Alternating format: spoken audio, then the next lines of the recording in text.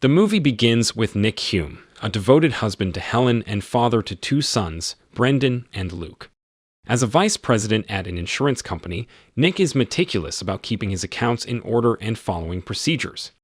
After work, he returns home for dinner, where the family discusses their plans for Saturday.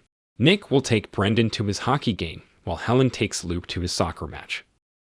At the hockey game, Brendan performs exceptionally well, with Nick enthusiastically cheering him on. On their drive home, they talk about Brendan's plans to attend college in Canada and pursue a professional career. As they drive, Nick flashes his headlights at two cars with their lights off. They later stop at a gas station to refuel, where Brendan goes inside to buy a smoothie. Meanwhile, the same two cars they had passed earlier arrive at the station, carrying a group of gang members preparing to rob the place. When the station owner reaches for his gun, one of the gang members notices and shoots him dead. As part of an initiation, a new gang member must prove himself, so he brutally slashes Brendan's throat with a machete.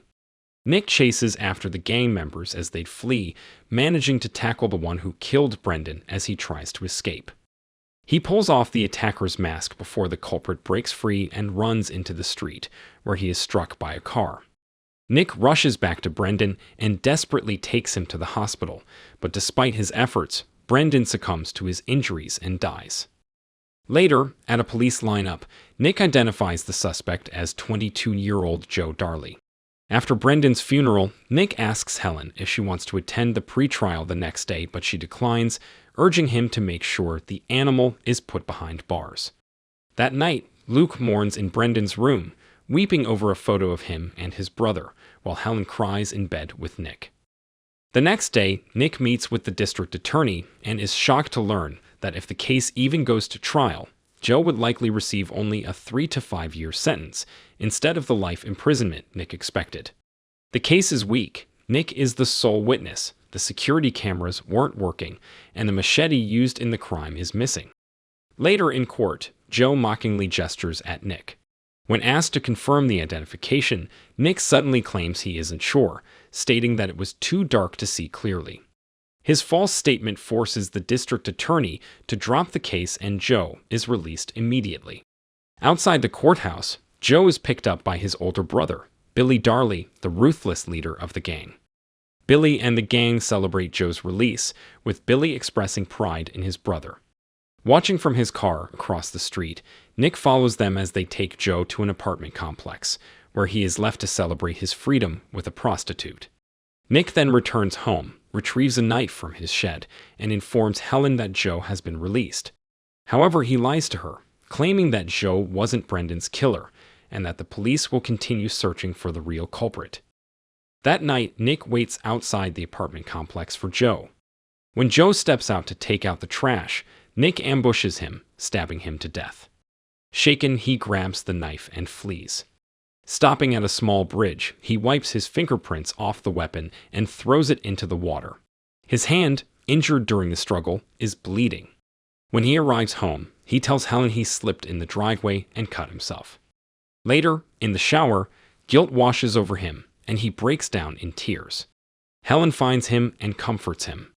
The next day, Billy visits a shady auto repair shop that doubles as an illegal gun market, run by his father, Bones Darley. Bones scolds Billy for failing to collect enough protection money. Later, at his drug lab, one of his men informs him of Joe's death. Meanwhile, Detective Jessica Wallis visits Nick at his office and informs him about Joe's murder. She notices his bandaged hand and leaves, quietly suspecting his involvement.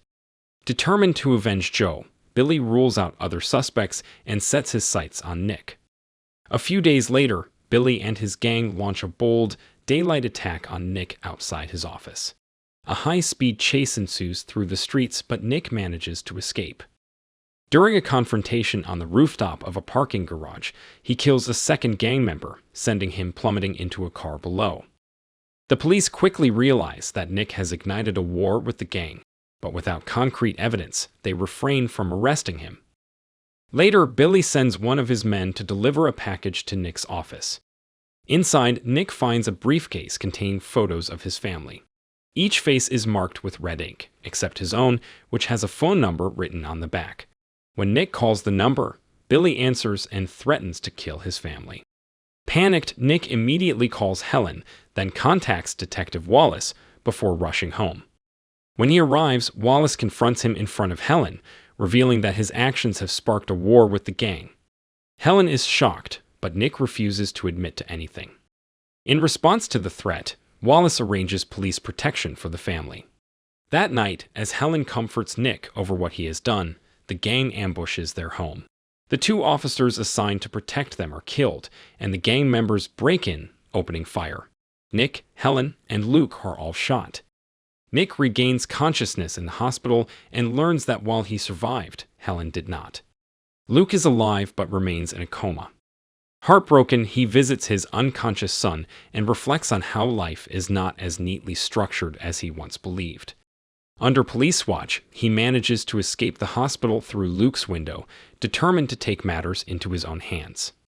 The next morning, Nick withdraws all his money in cash and enlists a coworker to trace the phone number the gang used to call him. Determined to take action, he heads to the Four Roses bar, where he forcefully pressures the bartender into giving up the location of one of the gang members and a place where he can buy weapons. Nick then visits Bones Darley at his black market gun shop, hidden within a shady auto repair shop. Using all his cash, he purchases a .357 Magnum revolver, a Colt .45 semi-automatic pistol, and a double-barreled 12-gauge shotgun, along with ammunition. During their conversation, Bones reveals that he is Billy and Joe's father. However, rather than stopping Nick, he lets him go, believing that Billy must face the consequences of his reckless actions, which were carried out without his father's approval. Preparing for what may be a suicide mission, Nick shaves his head and wears Brendan's black leather jacket.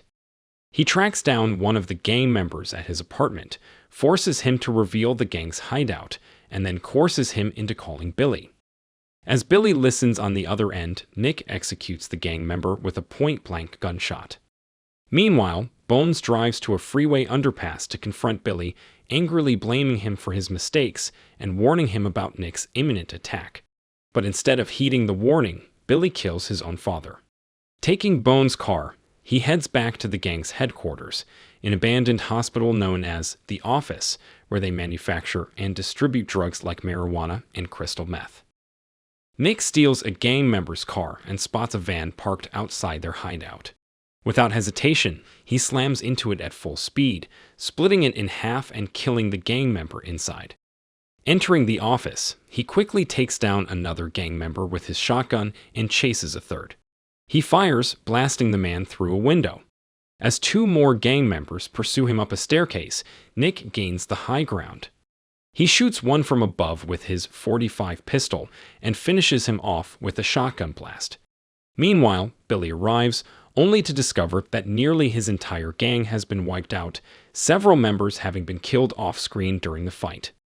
Upstairs, Nick and another gang member exchange shotgun blasts through a wall. The gang member is fatally hit, and Nick continues forward into what was once a church sanctuary, now illuminated by a deep red glow from the stained glass. Billy suddenly appears and shoots Nick in the side, but Nick fires back, wounding Billy in the chest. Billy's right-hand man, Bodie, sneaks up and shoots Nick through the neck from behind. Nick spins and kills him with a headshot. Wounded and exhausted, Nick and Billy continue firing at each other until they both run out of ammo. Slumping onto a church pew, they sit bleeding. Billy looks at Nick and smirks, saying, "You look like one of us. Look what I made you." Unfazed, Nick pulls out the .357 revolver from his jacket, cocks it, and simply asks, "Ready?" Billy sighs in resignation. Sometime later, as dawn breaks, Nick staggers out of the building alone, implying that he has killed Billy. Returning home in the gang's Mustang, he parks it on his front lawn. Limping from a gunshot wound to his leg and holding a blood-soaked bandana to his neck, he stumbles inside and turns on the TV. A home video of a family celebration plays. Moments later, police arrive and Detective Wallis informs him that Luke has started moving and will likely survive. A faint sense of relief crosses Nick's face as he watches the video of his family, Helen, Luke, Brendan, and himself singing together on the couch. As the memory plays, he slumps over, his shaved head scarred and bloodied, his eyes slowly closing. If you enjoyed this video, don't be shy to hit the like button, and if you disliked it, hit the dislike button twice, just to be sure. It would be best if you watched the whole movie. Thank you very much for watching. Please subscribe for more videos like this.